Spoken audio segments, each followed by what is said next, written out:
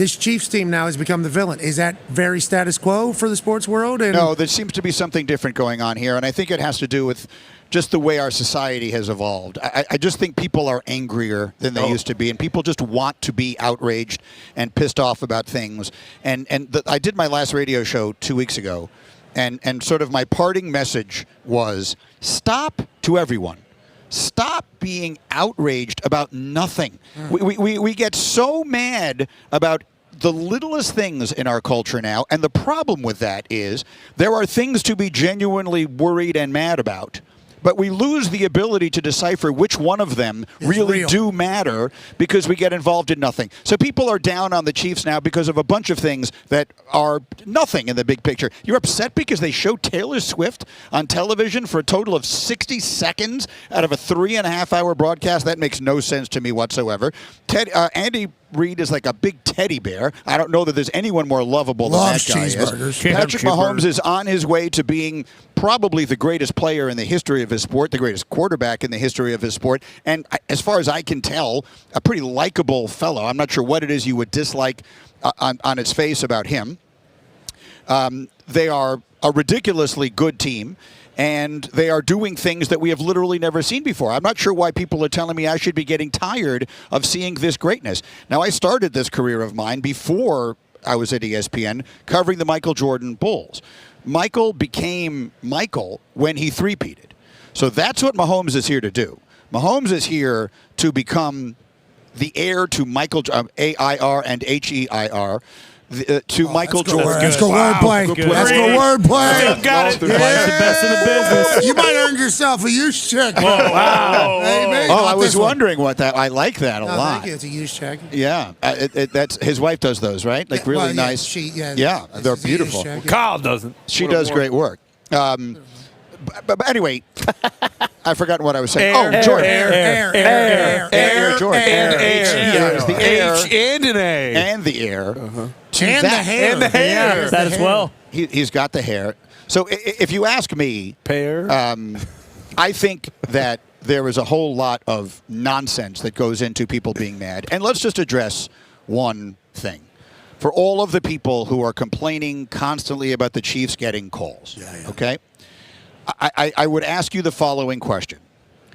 Did you start watching sports last week? Oh, you're kind of dunking on it. The idea that stars get calls is an idea as old as sports itself. In baseball, in the 20s, umpires would give the star hitters a little bit of the benefit of the doubt on a ball strike call, and the same with the pitchers. I covered Michael Jordan. My wife Stacy, who is here, will tell you that my dad went to his grave as a New York Knicks season ticket holder, non-stop talking about how Jordan pushed off on every single play and got away with everything and got every single call.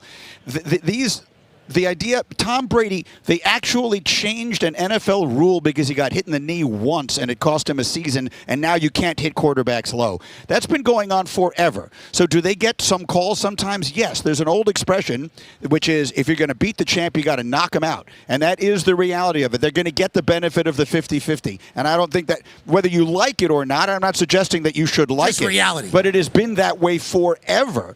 And I do wonder if there are some people who now, because of gambling has become so much more commonplace, people have more personally invested in what they're seeing that it bothers them more than it would have in the past if all they had was a rooting interest. Yeah, because the team getting screwed is one thing. Them feeling like they got screwed is a whole nother personal angle to it.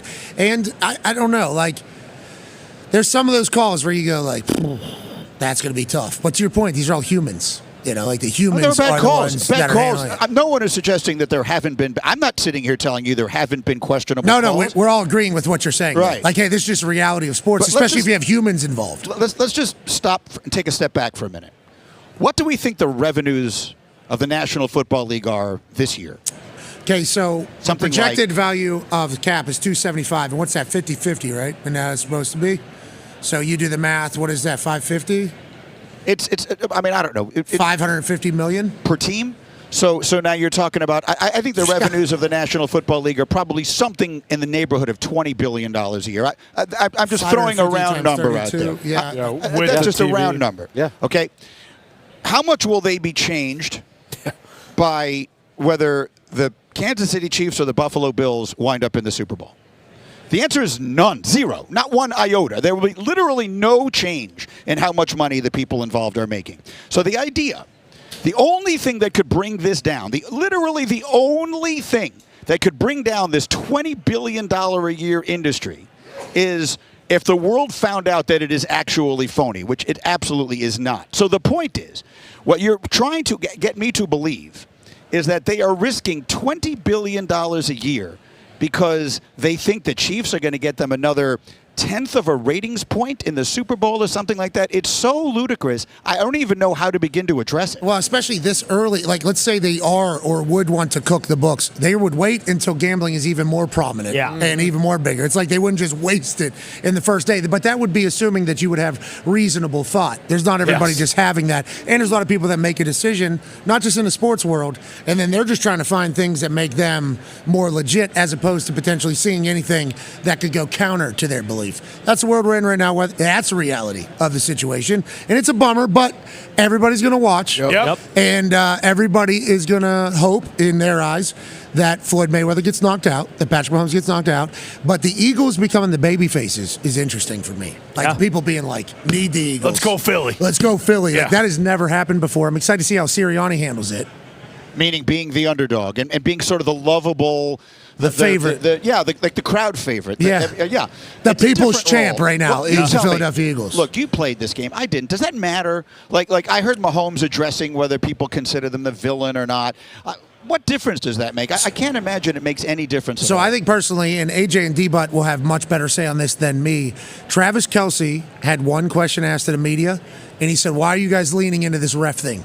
So what that tells me is that Travis Kelce has heard all the talking, and then whenever the media start doing it, it's like, well, so it's just motivation. No, all the this shit ref is just part of it I motivation. get. I can see him feeling, I can see them being upset about the narrative about the officiating because that would feel like it was delegitimizing who they are, what how they've they are. accomplished. Yes, agreed. But as far as fans rooting against them, and what is the line? You either die a hero or live long enough to become the villain. Like that has been the case forever. Everybody rooted against. I remember Tom Brady there on a video chanting, we're still here, when nobody wanted the Patriots back in the Super Bowl at that time.